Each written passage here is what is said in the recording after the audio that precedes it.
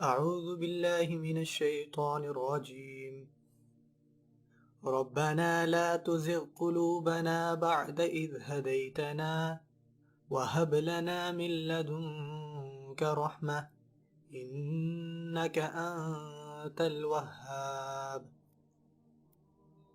رب اشرح لي صدري ويسر لي امري واحلل عقدة من لساني يفقهوا قولي الحمد للہ والصلاة والسلام علی رسول اللہ وعلی آلہ وصحبہ اجمعین۔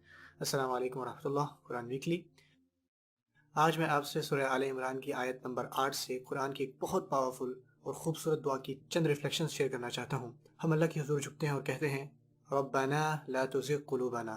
میں نے آل عمران کی تمام آیتوں میں سے خصوصاً اس دعا کو چوز کیا کہ اس سیریز میں سوچ رہا تھا کہ مجھے کس آیت سے شروع کرنا چاہیے۔ میں نے اس دعا کو منتخب کیا کیونکہ رمضان خصوصاً اس دعا کو مانگنے کے لیے مناسب وقت ہے۔ اے رب، ہمارے دلوں میں ٹیڑھ پیدا نہ کرنا۔ لا تزغ قلوبنا، عربی میں زاغہ سے مراد ہے جب کوئی ذرا سا مڑتا ہے اور آپ کو ریئلائز تک نہیں ہوتا۔ عربی میں اسے قبر کھودنے والے کے لیے بولا جاتا ہے کیونکہ اس نے ریکٹینگولر قبر کھودنی ہوتی ہے، رائٹ؟ لیکن جب وہ قبر کھودتا ہے تو وہ گڑھا سیدھا نہیں کھودتا۔ وقت کے گزرنے کے ساتھ ساتھ جب وہ مکمل کرتا ہے تو قبر کٹاؤ میں ہوتا ہے، تقریباً لیٹر سی کی طرح۔ اس پرابلم کی وجہ سے عربی میں اسے ضعیف کہتے ہیں۔ اس مثال سے ہم اخذ کرتے ہیں کہ ایک شخص سیدھا جا رہا ہوتا ہے اور اسے پتہ بھی نہیں چلتا کہ کب اس نے غلط ٹرن لے لیا، وہ ڈیویٹ ہو گیا، تو یہ شخص زائغ ہے۔ اور یہ دعا ہے ربنا لا تزغ قلوبنا، اے رب ہمارے دلوں کو گمراہ نہ ہونے دینا، ڈیویٹ نہ ہونے دینا۔ ڈیویشن 90 ڈگری نہیں ہوتی کہ آپ نے اس راستے پر جانا تھا اور آپ اس راستے پر چل دیے یا آپ اس کے متعلق بھول جاؤ۔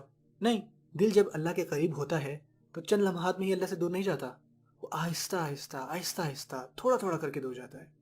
اور ہم اللہ سے دعا مانگ رہے ہیں کہ ہمارے راستے میں حفاظتی اقدام کر دیجیے تاکہ ہم آہستہ آہستہ لیکن یقینی طور پر بغیر محسوس کیے اللہ سے دور نہ ہوتے چلے جائیں، اور قبل اس کے کہ ہمارا ایمان بالکل ختم ہو جائے۔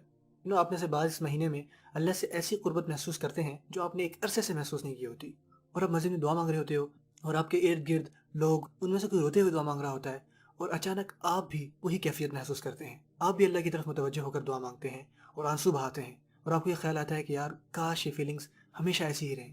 جب آپ ایسا فیل کریں تو اس وقت آپ یہ دعا مانگیں، یا اللہ ہمارے دلوں میں کجی پیدا نہ کرنا، انہیں گمراہ نہ ہونے دینا، بعد اذ ہدیتنا، ہمیں ہدایت دینے کے بعد۔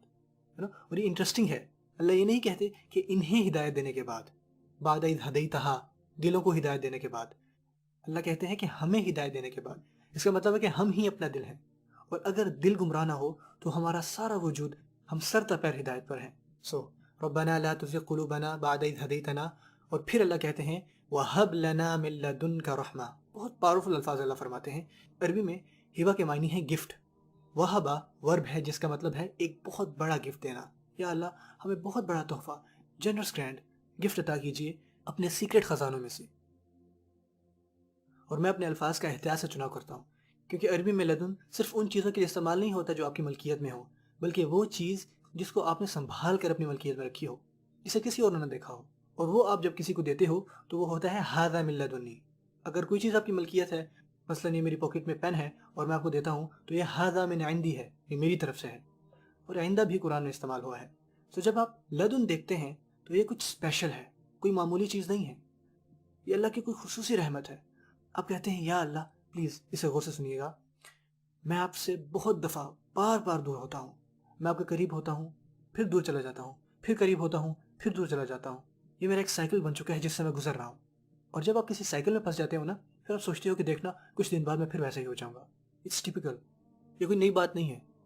اس وقت اللہ سے آپ یہ دعا مانگیں وَهَبْ لَنَا مِن لَّدُنْكَ رَحْمَةً، یا اللہ آپ کے ارسنل میں خصوصی رحمت کو کوئی ہتھیار ہو جو آپ مجھے اس دفعہ عطا کریں تاکہ یہ سائیکل ٹوٹ جائے، تاکہ پھر میں سیدھے راستے پر چلتا رہوں اور میرا دل آپ سے دور نہ جائے۔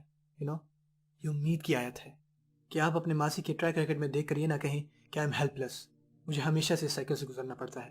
وَهَبْ لَنَا مِن لَّدُنْكَ رَحْمَةً إِنَّكَ أَنتَ الْوَهَّابُ، اور آپ سے واحد نہیں ہے، آپ بلا شبہ نہ صرف تمام تحفے عطا کرنے والے ہیں، بلکہ آپ بہت زیادہ اور بار بار تحفے دیتے ہیں۔